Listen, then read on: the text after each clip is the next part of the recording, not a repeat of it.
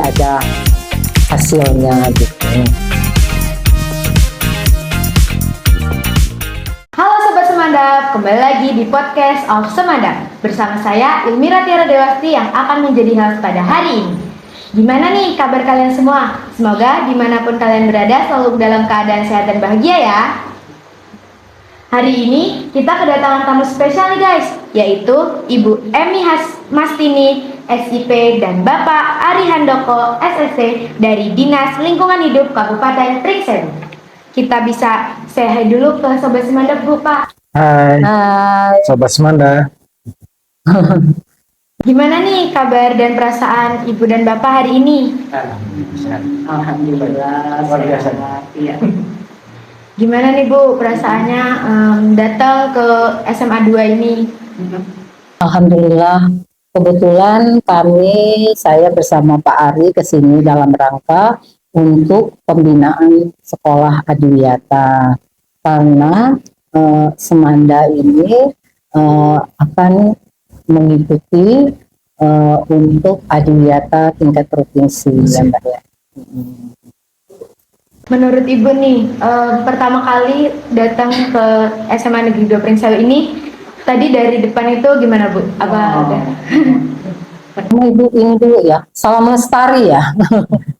Jadi kami, Assalamualaikum, salam lestari. Iya, begitu masuk ya, jadi begitu masuk gerbang itu kita Pak Arya, hawa oksigennya itu terasa, karena di sini Hijau banget begitu banyak pohon. Jadi memang itu sudah sangat sesuai dengan yang namanya sekolah adiwiyata. Oh, baik Bu. Ibu bisa nggak sih jelasin secara singkat apa itu program adiwiyata dan tujuan utamanya? Adiwiyata itu adalah merupakan program dari dari Kementerian Lingkungan Hidup. Itu berdasarkan dari Peraturan Menteri Lingkungan Hidup dan Kehutanan, yaitu Peraturan Nomor 52 garis miring Men LHK garis miring Sekjen garis miring Kum 1 garis miring 9 garis miring 2019. Itu tentang gerakan peduli dan berbudaya lingkungan hidup. Kemudian Peraturan Menteri Lingkungan Hidup dan Kehutanan Nomor 53 garis miring Men LHK garis miring Sekjen garis miring Kum titik 1 garis miring 9 garis miring 2019 tentang penghargaan adiwiyata. Jadi kalau program adiwiyata itu yaitu yang sudah dikatakan sekolah itu sebagai sekolah adiwiyata, sekolah itu sudah melaksanakan peduli berbudaya lingkungan hidup sekolah. Itu yang seperti yang dijelaskan tadi di dalam Peraturan Menteri Lingkungan Hidup Nomor 52. Kemudian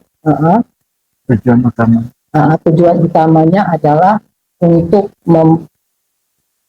karakter perilaku supaya seluruh warga sekolah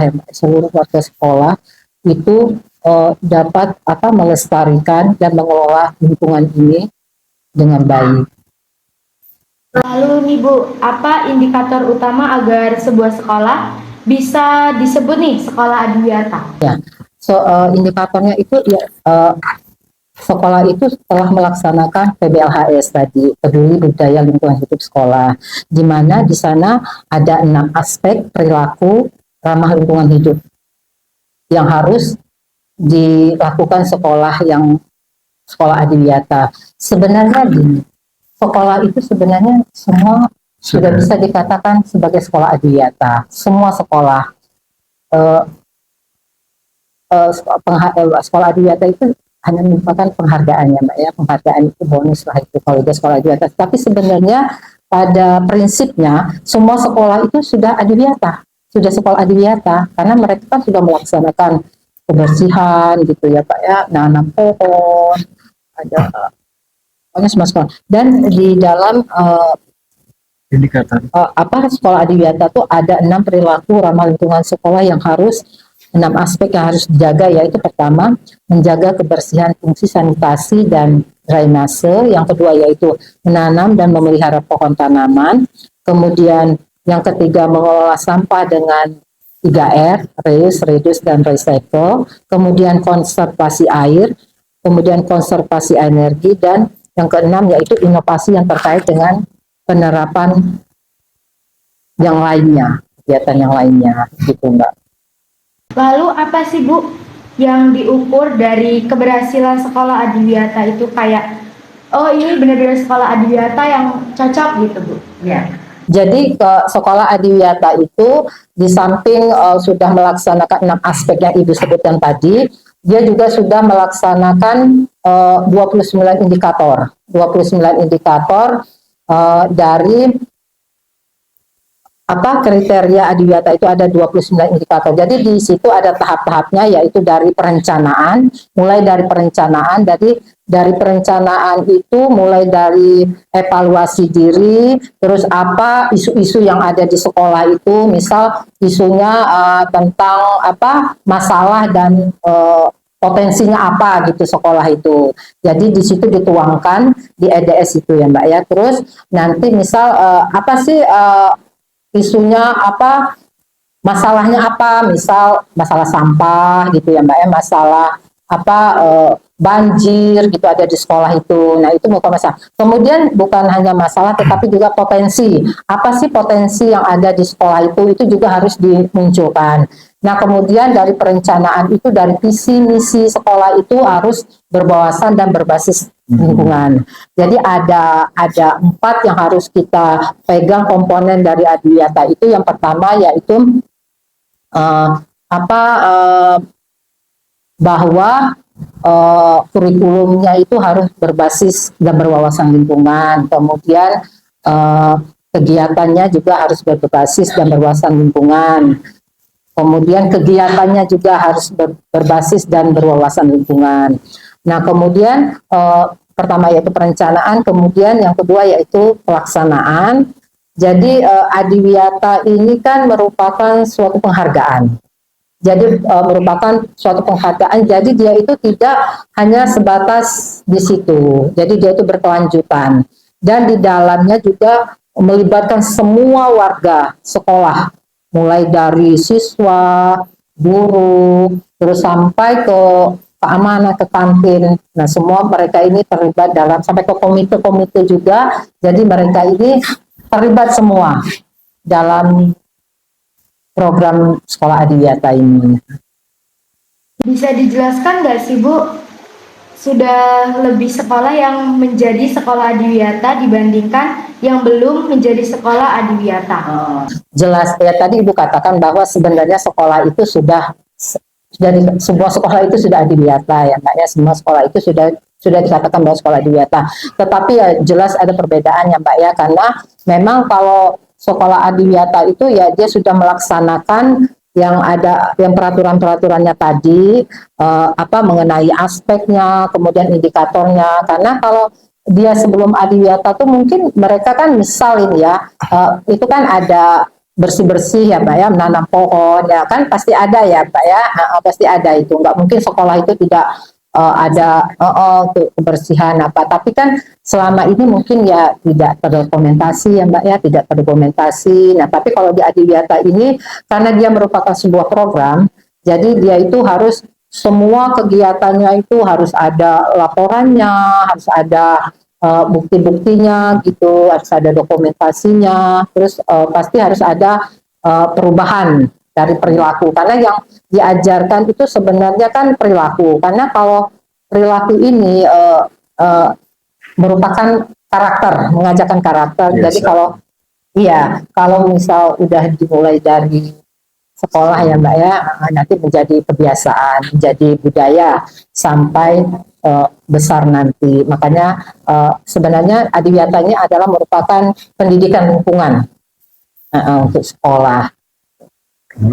Apa sih Bu tantangan terbesar dalam menanamkan kesadaran lingkungan pada era digital saat ini? Ya, itu itu kan sebenarnya sih dengan adanya era digital ini kan ada plus minusnya ya Mbak ya. Jadi kalau kita ambil plusnya itu kan bisa memberikan mudah apa pengembangan memberikan atau pemberitahuan. informasinya itu mudah. Informasi kan lebih mudah ya Mbak ya. Cuman kadang-kadang kan ya itu tadi Mbak, kalau memang mereka itu sudah ditanamkan dari awal ya Mbak ya, dari lingkup sekolah, dicontohkan kan itu akan ke bawah sampai paling enggak ke rumah ya Mbak ya. Dia jadi di keluarga, di sekolah sudah bisa untuk bagaimana sih cara untuk melestarikan lingkungan dan untuk mengelola lingkungan itu Mbak. Jadi memang era digital itu sebenarnya sangat berpengaruh karena kita memang di dalam apa namanya itu, kita dalam penilaian itu aja kita melibatkan media massa gitu Mbak, organisasi lingkungan, karena kan dilihat dari dampak dari sudut mana gitu untuk adiwiyata. Karena untuk memang itu untuk menjaga bumi ini ya Pak ya, agar tetap lestari sepanjang masa. Karena kalau bukan dari kita siapa lagi? Kalau bukan dari sekarang kapan lagi gitu untuk alam bumi kita ini. Berarti era digital ini buat lingkungan malah membantu ya, Bu? Bantu, iya. Karena penyebaran informasi kan bisa lebih mudah. Iya, bisa lebih mudah, bisa lebih cepat, lebih mudah gitu ya Mbak ya. Ya karena kita kan kita melaksanakan program kegiatan kan istilahnya kegiatan yang positif ya Mbak ya, karena memang masalah apa lingkungan itu memang sebenarnya masalah yang tidak kalah dengan pendidikan, dengan kesehatan kan, karena lingkungan ini kan berpengaruh kan. Kalau lingkungan itu tidak bersih kan berpengaruh ke kesehatan gitu kan, berpengaruh. Karena memang kalau yang sudah sekolah adiwiyata itu sangat berpengaruh, paling tidak dari prestasi ya Mbak ya. Kalau Ibu lihat selama ini Ibu sudah lebih kurang hampir 10 tahunan lebih lah Ibu dikasih amanah untuk memegang kegiatan adiwiyata ini sama Pak Ari juga. Pak Ari bagian dari adiwiyata juga tentang pengelolaan sampah lingkungan dan ini. Jadi memang positif banget Mbak tentunya untuk masa depan bumi kita ini. Oke. Nih Bu, kira-kira pesan penting apa yang ingin Ibu sampaikan nih untuk melestarikan lingkungan di generasi kita? Kan perihal lingkungan nih untuk generasi kayak saya ini Bu, kayaknya tuh kurang susah nih Bu. Kadang saya lihat nih Bu, teman-teman saya kayaknya buang sampah nih belum sesuai nih sama di tempatnya gitu Bu. Begini Mbak, kita itu kan sesuatu itu kita tidak bisa instan ya Mbak ya. Kita tidak bisa sesuatu itu, apalagi ini suatu program ya Mbak ya. Memang hal-hal seperti itu memang kita harus bertahap. Jadi makanya bertahap. Jadi di sini kan siswanya hampir 1.000 ya, 900 berapa, dengan karakter yang berbeda-beda.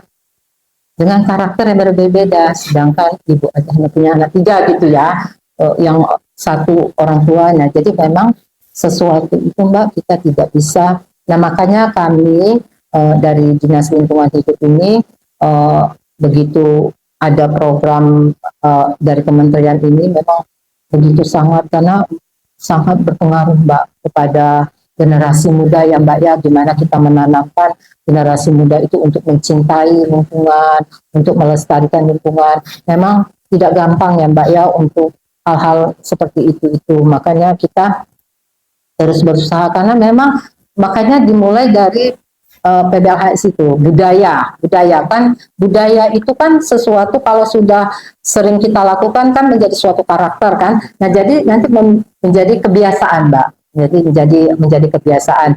Mudah-mudahan kalau di Semanda ini ya Pak Arya, jadi mudah-mudahan anak-anakku semuanya ya ini ya menjadi generasi yang untuk bisa melestarikan lingkungan, untuk bisa mengelola lingkungan, terutama untuk diri dan keluarga.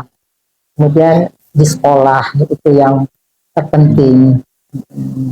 Kan Ibu nih udah lumayan lama ya Bu di bidang kayak adiwiyata ini Bu, di dinas kan.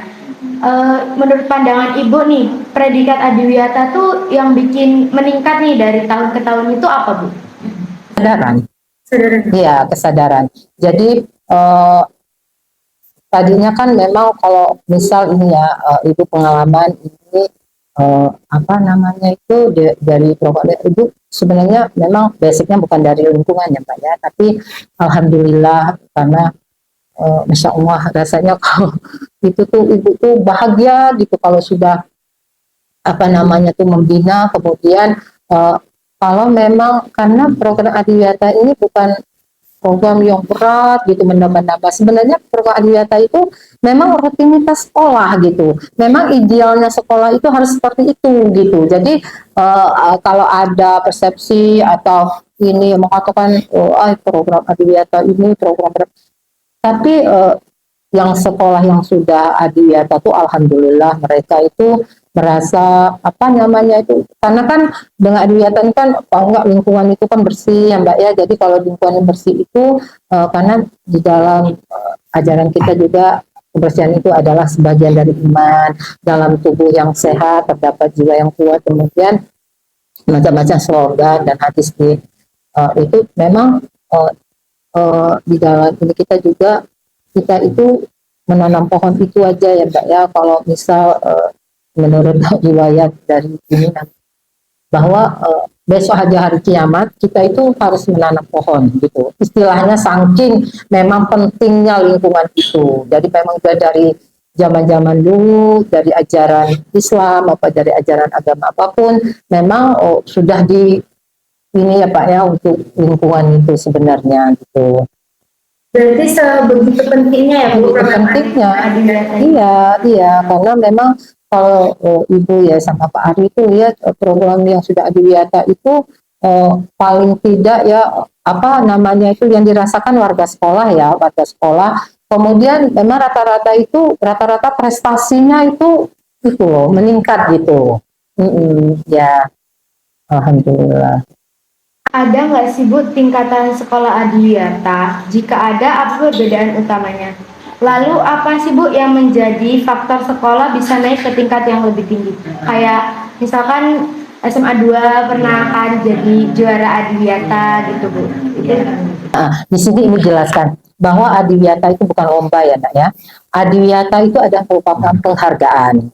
Jadi memang sebenarnya kita itu tidak mengharapkan kita untuk mendapat penghargaan itu ya Mbak ya, terutama sebenarnya kita tujuan kita itu kan untuk Adiwiyata ini memang sebenarnya sekolah itu harus seperti itu. Nah tapi karena adanya program ini maka di dalam peraturannya yang tadi 53 itu yaitu tentang penghargaan Adiwiyata memang itu ada tingkatan-tingkatannya Mbak. Jadi alhamdulillah sih sebenarnya Semanda ini dulu pernah mendapat penghargaan tingkat provinsi di tahun 2017, tetapi karena tidak ada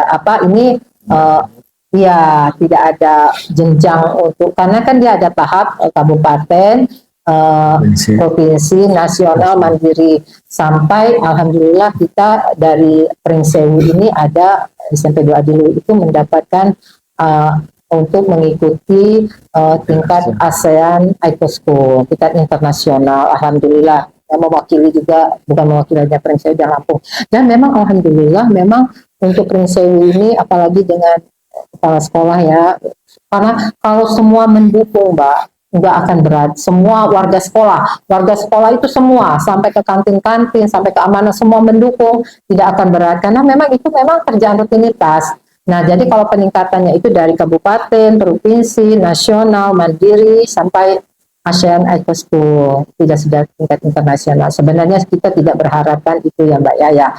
Kalau kita dapat, alhamdulillah, namanya itu penghargaan, bonus lah istilahnya. Tetapi kan yang terpenting bahwa kita sudah melaksanakan budaya lingkungan di sekolah. Itu yang sebenarnya terpenting. Kalau penghargaan itu bonus ya Mbak ya, alhamdulillah, karena ya setiap usaha itu kan kita pasti ada hasilnya gitu. Oke. Gak kerasa ya Pak Bu, kita udah di penghujung podcast. Semoga obrolan kita hari ini bisa bermanfaat buat banyak orang. Amin. Oke, see you guys. Sampai berjumpa di podcast selanjutnya.